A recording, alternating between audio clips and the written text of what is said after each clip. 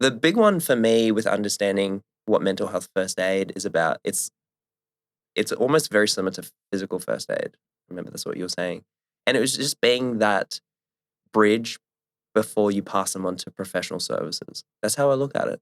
And even someone that's done first aid, I know exactly what that's like as well. So I haven't done it in the flesh like I've done with mental first aid, but doing the training, it's like, oh, that makes so much sense.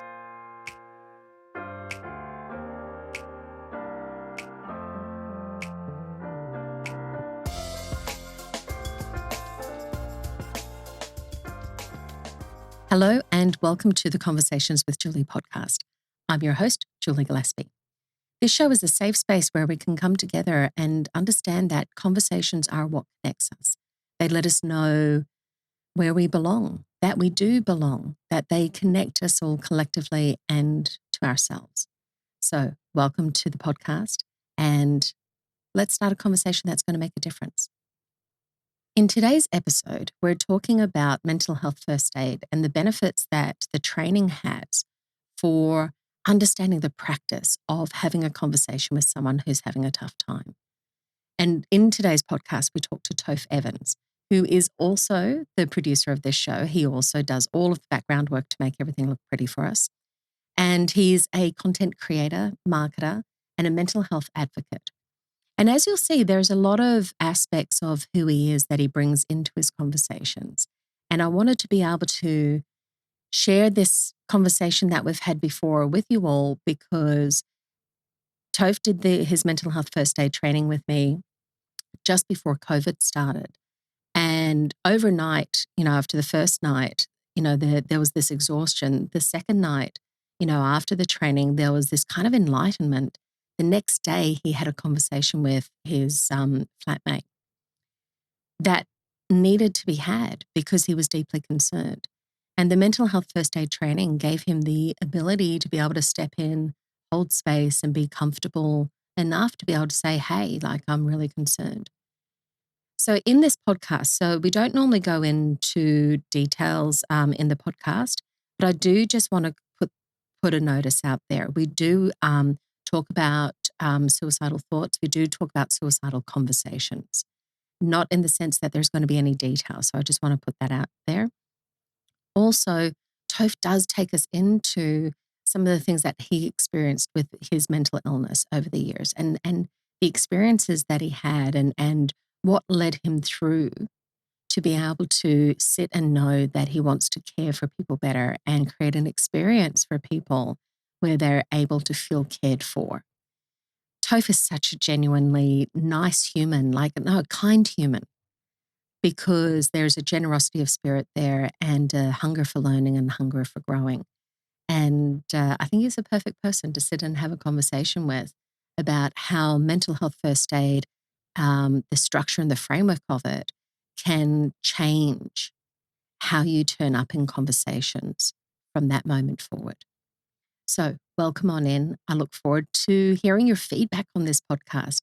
And if you are interested in finding out more about mental health first aid and the training, we do both online training and face-to-face in Brisbane. We can also come to you. So sit back, enjoy, and let's start a conversation that's going to make a difference. So welcome on in and thank you for joining me, Tofe Evans. Thank you, Julie. I really wanted to have you come in and have a conversation with me about mental health and mental health first aid and where this has all gone for you because you came in and first met me in training doing your mental health first aid accreditation 2 years ago. Yeah, I want to say 2020. Early 2020. Yeah. Before the world shut down. Mm-hmm. Yeah, so you got life skills before that stuff hit us. That was good move. Yeah, good planning. Yeah, so you're going to be coming up soon for a refresher, so we'll have to look at getting you guys booked in. Oh, yeah. Yeah. And so you did the mental health first aid training, and so it's a couple of years under your belt. But you've also been doing a lot of things prior to that in terms of being a mental health advocate because you do have your own story. But you're a podcast producer. He's my podcast producer and content creator, marketer, and there's a lot of things that you've done in building, I guess, the experience for people in how they interact with things. So you've had roles in helping people get jobs, and the experience that they have through that process. Talent acquisition, we think of it as a transactional type of process, but it's a pure experience, isn't it? It is. And that was actually part of my role. I I did it for a few reasons why I wanted to do the mental health first aid. A, to educate myself Mm, on having conversations that people might feel conflicting, right? But also dealing with candidates. I implemented candidate care at the place I was working for. And a lot of that was to remove that transactional piece. A lot in recruitment, it's tick and flick or one and done. yeah. That's a saying that's actually used, unfortunately. So for me to come in as a well-being piece was great. Like there's obviously other elements, like if I build a rapport long enough, I can essentially understand intel from them that I can pass on to the account managers.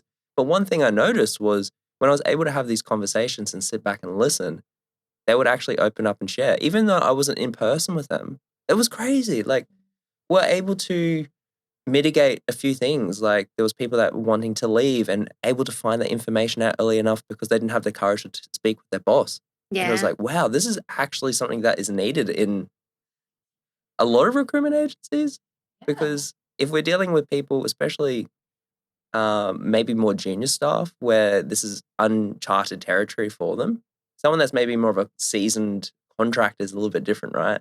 Oh, man, They, but that yeah. that stress load, Mm. in and of itself is just mind-blowing. But yeah, for any of the levels, but yeah, for a junior coming through who hasn't done this before in getting a job, looking for a job, keeping a job. Yeah. So one thing I noticed by even doing the mental health first aid certificate and understanding the elements behind it and then speaking with people personally, professionally, I could have a different perspective and actually be an ear for them. But not an ear that could kinda get dumped on, 'cause that No, no. there's got to be a shield there. Yeah, yeah, yeah. I've learned this the hard way from someone who's quite empathic. One of the downfalls of being an empath is taking on everyone's load and feeling on their emotional burden. And no, it becomes an emotional burden because of the choice too. And ends up being hard because it's hard to disconnect and it ends up feeling a bit burnt out. And then it can also, from myself, my own experience, ends up becoming a bit of a people pleasing thing of this self virtuous, self sabotaging circle that I put myself into because I want to do that to feel loved, but which doesn't end up being, there's no integrity in that because now I'm not even doing it for the right reasons. So what I'm trying to get at is yes, there has to be a shield. Yeah, and so what we've just done in a really short space in time is kinda talk about, like, the big overarching picture of why we gotta do this stuff. So I wanna kinda hone in on a few things there because I wanna touch on every single one of those points within the time frame we have. So in dealing with people and dealing with people in hard times, because getting a job's, like, one of the suckiest things that you ever have to do. To deal with people who are in that vulnerable position, you realize that there needed to be something more in their experience and this understanding that they're cared for. And then getting the training. And because you also have your own understanding of your own mental health and that story and journey. In that point in time in doing the training, I remember that you told me the story of what happened, soon after, having done the training and becoming an accredited mental health first aider. I was wondering if it would be okay to share some of the elements around that of how having the training of mental health first aid helped in that situation. Yeah, I would referencing we're talking about my Yeah. flatmate at the time. Yeah. Yeah, it was so surreal that it was actually really good timing. Like timing is everything, and it was almost very serendipitous. Like I remember, and I want to say this first. I remember after the first day, I was knackered because it was like an information overload. Both my partner and I, who did it at the same time, and we were cooked. Like we just went straight to bed. I'm pretty sure we had food and went straight to bed. After the next day, all fine. And then the day after that, what happened was I had a conversation with my roommate at the time, and she was having a hard time, and I could tell. And for me, came out and I even opened up saying, I'm just here to, as a person who cares. And I had this conversation and there was a question and it's quite a confronting question. I don't know if I'm here to say it. Yeah, no, absolutely. Like, Have you been thinking about bouts of suicide? mm, Right? And not afraid to ask that question. And for her to actually answer that and say, no, I haven't. And I believed her as well. yeah, But for me to have the courage to actually say that, I don't know, it made me feel like I was doing my part for it and I didn't need to do anything else because I know she was seeing people and all this, like to help her. And yeah, it took a massive weight off my shoulders to that I can ask these questions, right? mm. Because I thought this was taboo years ago. So there's a few things there. We think stuff is serendipitous, right? That timing is right. But could it just be by having the knowledge and the awareness gave you the knowledge and awareness that the question had to be asked? Mm, right, because she could have been going for this for weeks, and she was. So yeah. Yeah, well, there's a trend, Yeah, right? If there is. mm, And so the training gave you the ability to see it for real and to be able to go, you know what? Actually, this is just a conversation. Because saying those words out loud, like if we've not got training in around us, if we've not got an idea that's the right thing to do, we're not going to get there. And so we're not going to see it. it's funny because years ago, I would have seen the term conflict Mhm. as something to run away from. Yeah. But now I look as conflict as discussion.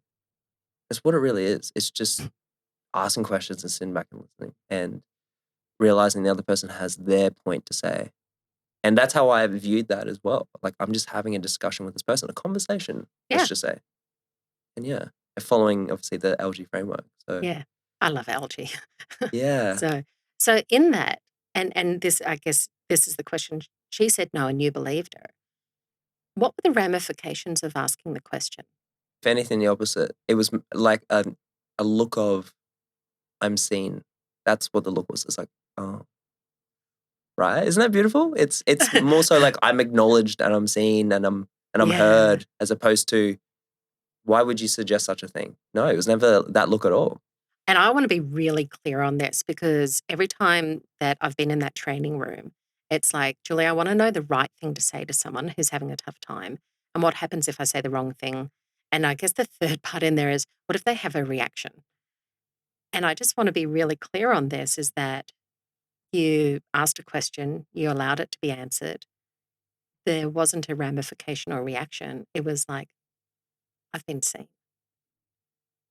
I think what helps was creating that safe space to begin with. Opening up by saying, yes, I'm having this conversation with you because I care. So there was purpose. Mm, Purpose was set. yeah. Makes a difference, huh? Yeah, as opposed to just if I were to do that from a different angle and vilifying someone, oh, they're gonna put their guard up. They're not even gonna answer that question. That The may lead to a reaction, yeah. right? That's when the reaction happens. Yeah. And I think this revelation, this really clear understanding of these points is needed. To come in and say, hey, I want to have a conversation with you because I really care about you. And I've been noticing that there's a lot happening. And I just wanted to see how you're going with it. And they might say, oh, yeah, look, I'm fine. It's like, okay, well, I'm starting to hear a few things and I've started recognizing a few patterns. And normally when that happens, it might be because of something. And whether it might be, that someone's depressed or, their anxiety is really making them avoid situations or that they're having suicidal thoughts. To be able to kind of be purposeful and say, hey, I want to have a conversation with you about this, they're going to be seen. Humans are really well behaved when they're being seen like that in a genuine, authentic, caring way, kind way. Yeah. It's something that it's very conscious for me as a dad too. Mm. It's New dad. new dad, I should say. As a new dad, Yeah. one thing is I wanna make sure that my little boy has these met needs and their basic needs of being seen, heard, and understood, and to just hold space. That's something that I'd say even mental health first aid has helped equipped me as well for that understanding as well. Yeah, it's such a great tool for it. So, just for our listeners and our watchers, Algae is a great framework that Mental Health First Aid Australia has. And the very first part of it is about approaching a person. Like, what does that approach even look like? Is it safe? Can we meet and spend time in a safe space together? And assess. And then it's like, well, what am I actually seeing? And all of these things take us out of the equation, don't they? Except for the safety part. But the rest of it's taking us out of the situation. So we actually get to see what's happening without having to apply biases and things like that into the mix. And if it is a crisis, deal with it. So straight off the bat, like I love the A, it just kind of goes straight in there of how we turn up. And it's with purpose. Love it. So, and being a new dad, I mean, the skill set of algae then really kind of takes you through because the L's for listen and communicate non-judgmentally. That's that's hard to do as a parent. Right. And I'm sure it will be more of a challenge as he gets older too, right? He's still essentially a baby. Yeah. So me listening to his babbling is going to be different to him having a tantrum. But when they have those tantrums because they can't say anything and they're just crying, they're crying and crying, the first thing we want to do is like, shut up, like you're annoying. Like what are you having to do this to me for? Vulnerable moment, yes, that has gone through my mind. But when it's just like, oh, this isn't actually about me, what do they need? It's the same type of process, isn't it? Yeah. Wonderful. Thank you for sharing that because I think that's a really important story of what it can look like. And as much as you got no as an answer, you still didn't get a reaction. You believed the person, you followed your gut, and you actually had a good relationship as a result of it. Yeah, it was something special. And I felt confident to do more of that too. So that was like really soon after the training and a kind of step one practice, Literally right? like the next The day next after. day after. Do you know this happens all the time? It's either overnight between day one, day two, or a few days after that it's just like, why haven't I been talking about this like all along? Like, why don't, all these people around I me, can they're not, imagine that, yeah. they're not doing well. And it's like, now you're asking and you're getting the information, but how's that going? You know? Mm. So it's a practice. So you've been building on this practice. Yeah, absolutely. The big one for me with understanding what mental health first aid is about, it's almost very similar to physical first aid. Remember that's what you were saying. And it was just being that bridge before you pass them on to professional services. That's how I look at it. And even someone that's done first aid, I know exactly what that's like as well. So I haven't done it in the flesh like I've done with mental first aid, but doing the training, it's like, oh, that makes so much sense. Yeah. Yeah. Because it's if we're there for triage, we're first responders Yeah, triage, because yeah. yeah, we've figured out something's going on, that someone's had a sprain of some sort. We're able to be able to say, well, do they need to go to the next level? Do they need just someone to let them know that they care and lean in and see them? Or like, hey, this seems pretty big and weighing you down. Why don't we connect you into someone? And I'm happy to share this as well because I'm sure there'll be someone this might impact them in a positive way. Even for someone that's done the training, it's actually allowed me to ask for help and feel safe about it too. So even becoming a new dad, I've called probably 3 or 4 different hotlines.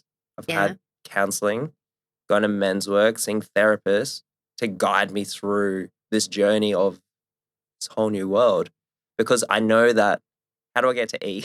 How do I get to the E of the algae, right? There's two E's. Oh, Yeah. the second E. The But second E. and Encourage other supports.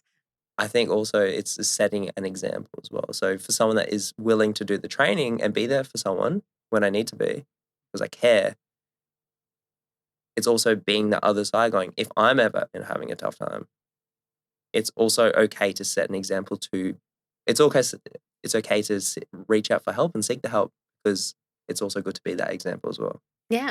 And that's what you're setting. Like, this is what's my practice going to be of being a man in this child's life and a man in my, partner's life and for my friends. What does that look like? And that example that you get to set of asking for help and the way you do it is beautifully. And I've seen you do a crowdsource. I think on one of your LinkedIn's, it's like new dads out there. What, how do we do this stuff? I think crowdsourcing is awesome, but there's this demonstrated vulnerability that doesn't look the soft and fluffy of how we think it might look and that we're scared of. Oh my gosh. Even so, I'm gonna speak behalf of it as a young male. It's like for me, I do it to change the narrative, to help change the narrative. So even the older men are like, oh wow, if he can do it, then right. Mm. And even someone that's done a ton of men's work that's helped me craft that. It's still there are still days where I go through it as well. But yeah, even going off that, I remember putting out that call out and there were a whole bunch of friends that I hadn't heard of in ages and even people I haven't spoken to before that would reach out and they would share with me, and obviously confidentially, their experience. And that Yeah, was the whole point, to actually hear their experience. It wasn't asking for advice. And that just created the discussion, the dialogue, the conversation of, and as a result, like I didn't feel alone, mm. right? And no one wants to feel alone at the end, especially in that moment. It's like, oh my gosh, I feel ostracized from the rest of society. I feel alienated. I don't even know how, and I can't relate to anyone. And I feel like a black sheep and an outsider. When really there are other people out there Yeah, that do feel like this as well too. yeah. There's a great quote that I heard from Brene Brown on her podcast recently, and she said, "In the absence of connection and belonging, we have suffering." I just had to hit pause, pull over because I was driving, pull over to Goondiwindi, so like out west, 4 hours on these types of roads that like feel like a mousetrap roller coaster. And I kind of pulled over and it's just like, holy crap. No truer words have ever been said. Because without that belonging, without that connection, there is suffering. Yeah. And she says as well, like humans are neurobiologically wired for connection. Yeah. That's why a good story, a good book speaks to us because we start to put ourselves in their shoes too. So I agree to that. It's like the antithesis of all that. Mm. And connecting that into being help seeking and asking for help in a way that you did, which I love, is asking for the stories, not for the advice. I love that. Can I please use that? Yeah, yeah. Because I do. I mean, that's how I read. Like I had someone say to me recently, Julie, you read so much. How do you find time to read so much? It's like, well, I'm reading for the story, not for the technical details. That's someone else's job. I'm reading for the story because I want to know the experience of that story. So it will help me to experience my own story better. Mm. And Yeah, that's a gateway to connection for sure. yeah, and we're in any speaker work that we do, these are the types of things that come through. And I want to get to that in a second because through these conversations you've been having, through all of the life changes you've been through in the past couple of years since I've known you, it's and having known not all of your story, but some of your story of, mental health challenges along the way. How have having conversations around mental health and connecting with people helped you with your own well-being? Yeah. I'd say it comes back down to not feeling alone, Mm. like knowing that, and that as a result of that, I feel enough. I feel good enough because I'm not the only one going through this, That makes me so happy to hear, right? Tofe. We might be all in the trenches Yeah, yeah, yeah. Face down in the somehow, dirt. Yeah, right? yeah. But at least I'm not doing this by myself, and that's the best thing that's ever happened from having these conversations. And I'm someone that loves deep talk too. I'm not the best person with small talk. I'll have it, but I love the real deep conversation, the deep chat, because it allows me to understand that person without having like if we grabbed a massive pie chart and grabbed a dot, that's all I really know about them. I don't know any of their childhood. I could ask them, but I don't know to the fullest extent. But when I get to have those conversations about it, and obviously there's got to be a boundary around. I think Brene Brown has this acronym called braving. Because Mm. it's about having that vulnerability to do it too, right? And Yeah. a lot of it is related to trust and all these other elements. But when I'm able to have those conversations, I feel like it's always like I feel like we've known each other for years. That's always the result of having these conversations. It's like man, it's awesome, and they end up becoming really good friends. And then I have less of a judgment of myself because how we judge others is how we judge ourselves. It's a projected mirror, right? So that's the best thing it's ever done for me by having these conversations. Yeah, that's beautiful. I love it. Yeah. Uh, and I do. I honestly, I've always loved how you've been able to create narration around what's happening. One of the things that we are talking about before we got started on the podcast was, this kind of practical resilience that's come around as a result of it. What do you mean by that? I think I know what it means. I know what it means for me, but what do you mean by practical resilience? Yeah, I'll have to get like a diagram to visually show it, but think of Yeah. like a Venn diagram. And the main circles, we've got adversity, we've got mindset, and we've got gratitude. And then we've got convergence, which is another word for overlap. And in between adversity and mindset, there's awareness. In between between mindset and gratitude, there's action. And then between adversity and gratitude is perspective. And the crux in the middle is practical resilience. And the point of it is saying that anything that is a tough time that's happening, that we're going through, is happening to us or for us. When we can go through that, it ends up being for us. And if we reflect on a time where we've gone through something where we feel like our back is up against the wall and we feel like we're going to drop, it ends up serving us later on in life. It might not at the time.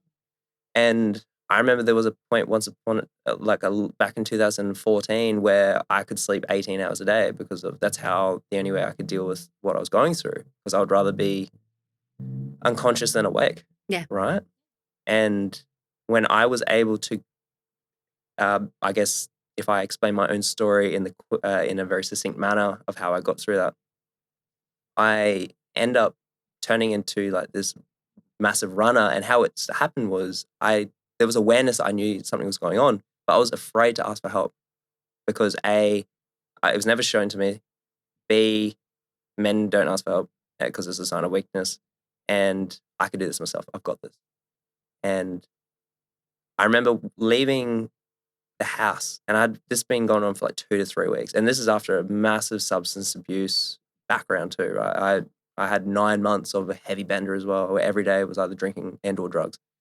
And I remember walking, for whatever reason, I don't know if it's some spiritual wishy-washy BS, but I end up getting to the mailbox at mum and dad's house.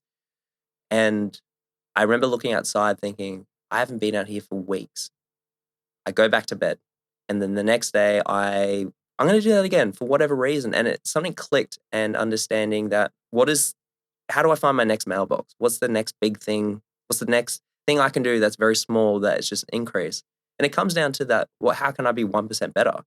Right? Like there's Yeah. that, it's an actual mathematical formula. Like if you do 1.00 to the power of 365, it ends up being 1. If I do 1.01 to the power of 365, it's 1.37. So after 365 days, if I do something 1% better, I end up being 37% better. The walk to the mailbox, years later, fast forward, I'm running the world's highest ultramarathon in Mount Everest. And then the year later, I am attempting to run across Scotland, which is 345 kilometers. Right? That's crazy, dude. Yeah, it's messed up. And I'm obviously Bloody awesome. fast tracking a lot of it, right? It consumed my life. And what happened was, in that race across Scotland, I get to about 280 kilometers. So that's about 6.5 marathons. And I'm breaking down physically, emotionally, mentally. There's a video of me somewhere. And afterwards, I end up pulling out. My race crew and I, we made the decision to pull out. A week later, I'm walking and I'm running again. It's incredible how like resilient the body is. But 2, 3 weeks later, I'm going through an identity crisis where I don't want to be a runner anymore. And that was actually the first time I actually reached out for help. I reached out to a friend, and my mate Brandon, who I had known, he'd been involved in this men's work community. And I said, I'm a mess. I need help. And I'm lost as a person. I explained what was going on. And so much of my identity was being about a runner. And I got involved with this men's work and all this, that when I look back, there's a huge amount of gratitude of even that time when I was even stuck in bed for 16, 18 hours a day for multiple weeks because of the stuff I was going through. There is a massive perspective shift in there, that when I realized that if I go back through adversity, I'm okay, because there's going to be a powerful lesson in that. So I've obviously fast forwarded a lot of moments, but yeah, it's incredible with that hindsight. Yeah, and I just want to highlight, like, there's, a lot of commonality in our story where there's hard times of whatever it is. Like, there's this difficult awfulness that puts us into a state where prefer to be unconscious than conscious. And that whole idea of sometimes that's our mind, body, spirit's way of clearing the slate.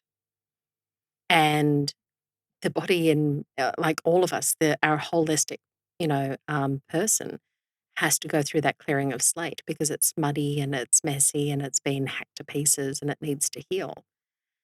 But then there comes this day where we can wake up and just do that. My husband introduced me to this idea of non-zero day. Do one thing. Then I haven't done nothing.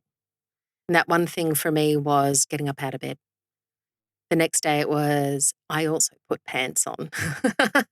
Like this, seriously, the smallest amount of things. That's the mailbox moment. That's the mailbox moment. It was a non-zero day because you put your shoes on generally to go to the mailbox. And well, my shoes are already on, my pants are already on. For me, my top was already on, being safe for the neighbors. But, taking a step outside and taking a breath. Well, I'm already outside, so I may as well keep on doing something. It's that non-zero day. But then where that leads to is what we do with the lesson. Sometimes then we overcompensate. Running, for me, it was throwing myself back into what created the problem to begin with.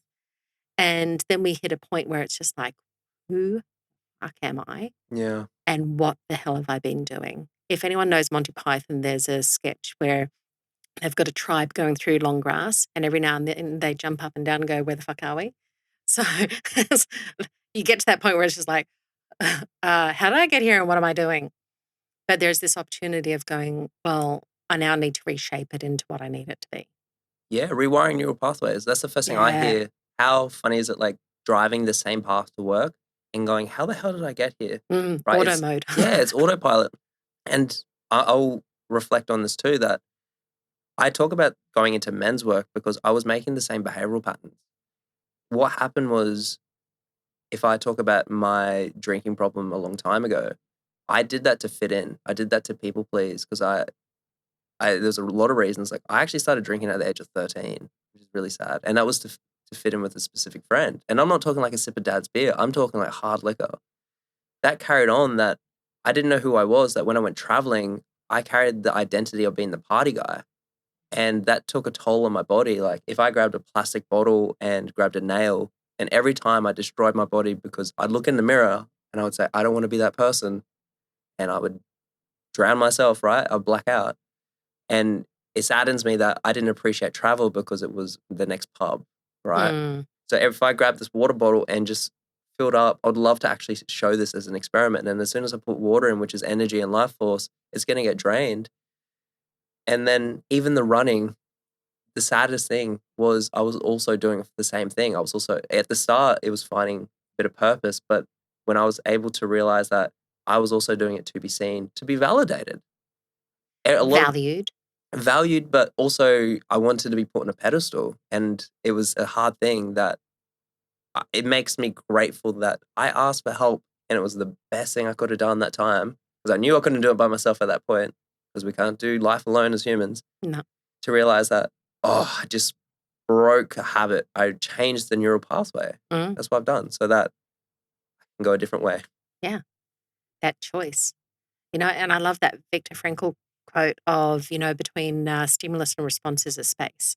And in that space, we have a choice. Yeah, to love is a choice. To any decision we want to make in life is a choice, because we are the driver of our own vessels. Sometimes we have things in our unconscious and our subconscious that wants to take over. The shadow pulls back, right? Yeah, and if we don't give ourselves a bit of space between things, we go into reaction, right? As opposed to response. As much opposed to response, our true response, our chosen response, where we find our freedom. And I think the lessons learned and, the commonality that we share in it is, what we're trying to do is create space. And when we're talking to someone, having a mental health first aid conversation, what we're trying to do is create that space.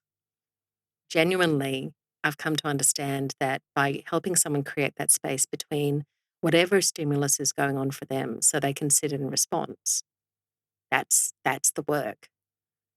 Because then to get them to, speak to someone professionally about where they're at will then just make sense when they're in response mode. Will just make sense to speak to their colleagues and ask a friend for help but we got to create that space. And that's what I see that mental health first aid gives us the tools to do in algae, is like what all we're doing is creating a space for someone, a safe space for someone, a steady space, being ballast, like kind of helping them not tip over. Yeah. Yeah. I love that we think alike. But see, like, we have really common stories. We do. Like, the details are completely different. But as you know me, I'm not one for details. The details of what you've been through and the details of what you went through during those times isn't going to change how I see you. I see you because you've had a really tough experience that's really deeply impacted you. And to be able to hold you steady and say, what do you need, man? Like, what does it look like for you to be well? And how long you've been feeling this way? And, like, what does good look like? And what's the gap? I don't need to know the detail. Yeah, and do you need support and all these questions that come about? Because I've learned that when I was a heavy people pleaser, if someone was in distress, I'm gonna come over and rescue them, right? There's this thing called the drama triangle. I don't know if you've heard about this. No, I call them fixes, but tell me this drama triangle, that sounds even more fun. Right, so it's an actual thing, and I can't remember who started this concept. I'm pretty sure it's back in the 80s, right? There's each point, there's a victim, there's a perpetrator, and then there's a rescuer, right? Yes. And someone is often dominant in those, but when we're going through our own emotional turmoil, we hit all three, right? Victim is why me, poor me. That we start to have a lot of judgment on ourselves, that we start to perpetrate often our mind, right? And I remember seeing a therapist about this, that I have a different level of perfectionism than what people might not think. If things aren't going in my world, I will tyrannize them without even me knowing. And it was hard. Like I was doing that to, say, my parents and people that were close friends of mine. And it was good to have that awareness, right? And what I was doing in perpetration was I would try and rescue people so I can get their love, because I wasn't able to give it to myself because I was getting myself in victim. So the opposite, the antithesis of that is the empowerment triangle. So the opposite of victim would be victor, like someone who is able to say, this is happening for me, not to me. And I think the opposite of the perpetrator is the coach. And I think the rescuer is someone that, I can't remember the third one, but I am happy to send it to you. Yeah. Like, let's get it on here. Interesting. What I've found in this mental health first aid and anything else that's very similar, which not too much is, we're there to be like a bit of a beacon to, they end up flicking their switch off themselves or flicking it on, whatever way you want to look at it. But we're there to be that support, maybe like you said, that support system. And then they ended up walking it out themselves. But isn't that ideal? Because, so many of the conversations that I have with people is like their ownership of what's happening. Mm. And I'm literally saying, get out of the way. It's got nothing to do with you. It doesn't. It's got nothing to do with you. You can't take ownership of someone else's feelings. You can't, we're in the MHFA work in their manual, they have an image of a girl on a boat who's rowing along. She looks sad, but she also looks determined. Like if you jump in a boat with someone and take their oars off them, like the disempowerment that happens, like you may as well just smack them over the back of the head with those oars. Like, we can't be doing that. We're making it about ourselves. Don't be the fixer. In The Incredibles, the little lady that makes the all the uniforms and things like that for the superheroes, I always forget her name. She says superheroes don't wear capes because the capes get stuck into the wind turbines when they're flying next to airplanes. So I have this image in my head as like, Julie, you don't need to be a hero. This isn't about you. There's nothing for me to fix here. Their outcomes are not my outcomes. And the ease of being able to have a conversation then, so much easier. Hi, it's Julie here. I know I'm interrupting the conversation, but I just want to say, pay attention to some of the points that we talk about mental health first aid and the training, because we unpack ALGE a little bit, which is the acronym that we use in mental health first aid. It is a guiding light. It's a way of kind of knowing how we can turn up and what we need to be able to be okay in a conversation. So keep listening out for those points. Thank you for watching. Let's get back to the episode. With like superhero movies or how Disney is Mm. because like how influential it's been. Like for example, a lot of Disney movies, it's and happily ever after, and then a lot of relationships might think that too because that's the princess story, right? It's even like the superhero too, Oh, right? yeah. Like a lot of superheroes we can relate to a specific range because maybe we relate to their story in particular. But I think also people might see that and they might go, man, I want that as well. That could also be an influence as well. But God, every superhero story, they're lonely. They're disconnected. They don't have their family. They're miserable and have nothing other than saving other people. Like that's not being human. That's why most superheroes actually aren't humans. There we go. There we go. There's a profound statement. Because to be human is none of those things. To be human is to be fallible and to make mistakes and to learn and grow. And if we're not learning and growing, then there's no point to it. Yeah, and a lot of that comes down to this I always relate this back to the story we're telling ourselves, Mm. right? And there has been times where if things aren't going my way, I will tell myself that I'm a failure or I'm not enough or I'm not deserving of this or whatever the thing is, right? And it it ends up being this behavior, right? This they Mm. call it the shadow in men's work. It's this thing behind that allows us to deny and repress the actual behavior. So we're out of integrity. Like I say, I'm Yeah. going to do this, and then I don't show up because I'm telling myself I'm a failure, which is reinforcing that belief, right? Mm. And I think it's actually having that conversation with ourselves too Oh, yeah. to see like when something isn't going right. Because when everything's going well, it's fine, right? But when things aren't going right, how do we respond to it? Am I do I always go into that victim point of going, no, I don't deserve this because of my past life and whatever, or whatever happened in my past. So I think that's important to also have that conversation with ourselves because the story, right? Story is everything. And it's also a story that we tell ourselves. Oh, yeah. Oh, yeah, absolutely. I want to bring you back around to what you're doing with practical resilience.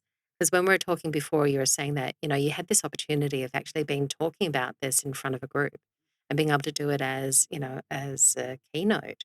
And I just love this idea of being able to set a frame for what this looks like. Because I'm brought in to do resilience training, or, I might get a phone call and say, hey, Julie, can you do some training? So our people need to be more resilient.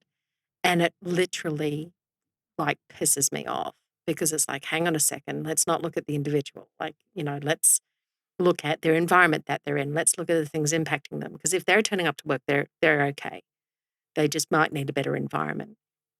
So when you talk about practical resilience in the way that you did, it's like, oh, I like that. Like, because that talks collectively about resilience. And it's situational in the person Mm. too, right? Like Yeah, it is. it's coming back to whatever tough times we've gone through or the adversity that there it serves a purpose so that we bounce back from that. And I'm sure there's a million different definitions of resilience. I Yes. know you've had that conversation with Catherine about Yeah, this, and it can be a bit of a buzzword, but it's for me, the whole point of that was knowing that every time we're going through a tough time, it serves us. It might not feel like it at the time, but once going through that, it that perspective piece is so important because what I find with perspective it not only gives me empathy and compassion for myself, it's for anyone else that's going through something other something similar or even having a tough time of their own. It's a bit hard if I can't relate exactly. But that's why I find like COVID's a funny one because it's the one time where the entire population is going through it together. So there is hopefully a little bit more compassion of understanding of that. And as a result, there's definitely been a lot of positives that come from it. finally, we all have something in common. Yeah, it might only be one thing, but, I think it's very binding. Yeah. So, and I guess, that perspective, when you're talking to a lot of people about this and that kind of perspective shift about how you own your own resilience, the goodness that can come from that's really amazing, isn't it? Yeah. There's almost like an ownership of it as well. And there's a famous Navy SEAL. He's called Jocko Willink, and he has this book called Extreme Ownership. And that's how I like to look at it as well. It's like, ends up being everything that we do, we take ownership of it. And it ends up becoming a higher level, high standard of integrity of what we do. Like, word is bond, right? And that's how I see as a really good result. When I can have that awareness around all of that, it allows me to live the man that I want to be. But also then having the conversations you want to have. Mm. Which means there's less conflict, there's greater clarity. There's still going to be Barneys, like there's still going to be stuff that falls apart. But it's easier to then just go, okay, can we reset? Because that really sucked. What are some of the things that we learned from it? What can we do about it? And the courage to do it early on, to nip things in the bud, as opposed to waiting to the, oh shit, like we need to talk about this now or else we're going to tarnish everything. Yeah. I don't know if you've ever dealt with anything like that, but when like My age, yes. right, like learning to deal with it early on, it's like Yeah. ends up being a skill. Well, and I think the practice of that, I think it started for me when I was doing the mental health first aid training of being able to go, well, okay, what does a conversation like this actually look like? What's involved? How do I practice that? And how do I get better at that? And how do I get ahead of it and become preventative? And I think, what you're talking about is these conversations practiced and practiced often allow us to be preventative in everything around us. Some things are still going to fall apart. Some things we're going to choose not to poke at and prod at because we just don't want to have to. But the things that count, we'll do it. And it's a lot easier to with a framework that serves us. Yeah. I try to think of like the hard conversations I've had recently. And I think I remember seeing that interview you did with Roto. Mm. And it's never the conversation that's hard, it's the courage leading up to it. That's the point that's hard. However, like how I see myself deal with that, it's just like ripping the Band-Aid off to get to that point. And once you have the conversation, it all works itself out, right? Yeah, his quote was work imagined versus work real. What if we, I'm going to have to ask you permission on this, Roto, to do this. What if it was conversation imagined versus conversation real? Because they're two completely different things. What we perceive to what is actually going to happen, right? And that's where like a lot of fear comes in. Because Yeah. of something that we're projecting Yeah. that's going to happen, which oftentimes doesn't usually happen. Most often it doesn't.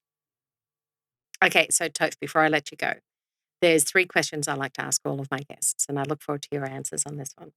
The first one is fill in the blank. A conversation can. Conversation can be a gateway to connection. Yeah, that. Yeah, it's a gateway. Absolutely. Thank you. What has been the greatest lesson, good or bad, that you've learned about having conversations? The greatest lesson about having conversations would be about what I said before. It's really just discussion. That let me rephrase that. Having a harder conversation or a tougher conversation, which may seem like conflict, is really just the same. It's just having a conversation. And it really just takes practice. The first one is gonna be the rustiest. It's gonna be oh my gosh, it might take you out, like, but after some time, it really can show that you can really show up as the bigger person, and that's something that I'm trying to do for myself and model that for my child and my children as well. Yeah. And there's a real the lesson also comes in is that, when we do mess it up, when we do have that first time that we're trying, what reaction are we getting back from someone? Like when we're in trying mode. I think if they really see you in the moment, I think they it's almost like they see it with intention, right? That person is really doing this to amend whatever's happening, or at least they're showing up. I think that's the look. Like, at least they're showing up. Yeah, yeah, yeah. Yeah, that went bad, but you're here. What do you want to do about it? And I think that's really important for people to hear is that, yeah, we're going to get it messy. There is practice that has to be done. It's not smooth to start with. It does get smoother. But in that interim time where we're apprenticing to do better, there's actually a lot of kindness and forgiveness that comes along with it because we're being real. we're being purposeful, we're being human, and we're showing that we actually care. So I just want to kind of make like that point on top of your lesson. Thank you. No, that's fine. What is something you would like others to know about having difficult conversations? I know it kind of sits in the same area, but there's something else that, you know, that you'd like others to know about the difficult conversations. That it really does serve a purpose. Mm. Like, it might not feel like it at the time, but when we can come to terms with it and it ends up happening, it really does serve a purpose. And that could come in the most, like, philosophical way. It could be like, I've seen where people have these hard conversations, even for myself, and they end up reconnecting with old friendships, right? It doesn't even have to be a conflicting conversation too. It could be something that helps reduce a lot of tension in the air of what's going on. It could also be to bring light to something that you wanted to voice. And for me, that purpose is probably understanding. Mm. Yeah, to bring something out of the shadow. Yeah. And it's like, this stuff needs light. No, I love it. I really appreciate those answers. It's a good summation of everything that we've spoken about today. And thank you for doing the MHFA training with me. It was great to have you and your partner in there with me. I loved it. So thank you, and I really encourage other people to do the mental health first aid training. You know, it really is a great structured way of starting this journey, of creating the language around being a supportive, compassionate human um, can help take us out of fix it mode, which is brilliant. And there should be more people out there who can be better help givers, but it also gives us the toolkit from what I hear of being help seeker as well. Yeah. Thank you so much, Julie. Appreciate you for having me on. Mm, And thank you for everything you do, obviously from a mental health standpoint, but with the podcast too. yeah, no, thank you. I hope you enjoyed that conversation as much as I did. I always love catching up with Tove, but we don't generally go into some of the deeper things because we're always talking about the podcast total or other things that are coming up in and around, and like being a new dad. But today I got to hear more of his journey and his story, and so much more makes sense for me. Um, and the man that I see today, you know, Toph, is genuinely kind and authentic and caring. And you know that when you're in his presence that you too can be okay. And it's only through this understanding that this journey has a reason, has a purpose, and being able to repurpose that in your mind. And he was speaking to that through, you know, the conversation that we had. And that's what forms his practical resilience. You know, he has a framework. You know, I'm not sure if you've listened to a podcast where I unpack my story, but my journey has been made simpler and easier and purposeful because I've been able to put it into a framework. It's really important to find something that fits your story and fits the telling of your story, to make sense of it, but also to optimize it, to make it something that you can own instead of it owning you. The language we use around this is really powerful. Mental health first aid for me started a huge change in how I could turn up. Personally, it helped me in being able to frame how I could ask for help, just like Toph. We've got a lot of commonalities. But it also enabled me to step in for people and realize that they just needed to be seen, they just needed to be heard. It's a beautiful process to go through. It's 2 hard days of training, like it is. There's a lot of content, but you finally come to understand what it's all about. What is mental illness really? And how does it differ from mental health problems? And so I really, really deeply encourage, you know, for any of you that haven't done the training to have a look for it. Go to the Mental Health First Aid Australia website, which is mhfa.com.au. There's a lot of information in there, lots of guidelines, lots of resources, and pragmatic stuff of things that you can do, not just the knowledge, but what to do about it. And also, like, just to remember that conversation can save a life. And it saved Toph's life. It saved my life. It saves many people's lives. So I really encourage you to do something today and ask that one more question. So thank you. And I just want to thank for you being with us today for this podcast. There's a lot that goes into these, and we've been doing it for a number of months now, and we love the process. The after part's the hard part, trying to get it into everyone's ears and to get it in front of people. But we're working on that better. But I just want to say that this podcast is proudly brought to you by myself, Julie Gillespie, my head of operations, Emma Schneider, and has been produced by Tofe Evans, who you got to meet today. And you can find the podcast show notes and guest information on the website, which is julie.gillespie.direct. And you can watch us on YouTube, where you can subscribe for the updates and follow our articles on LinkedIn. So on LinkedIn, you can connect in with myself, Julie Gillespie. You'll find me in there. And the conversations with Julie, we also have a LinkedIn page for. So if you're looking for the updates, if you're looking for more information about it all, and just want to kind of see the types of frameworks that we talk about, that's where you can go in and see them all. So thank you once again. I really appreciate it. And please share this with someone who you want to start a conversation with. Thank you.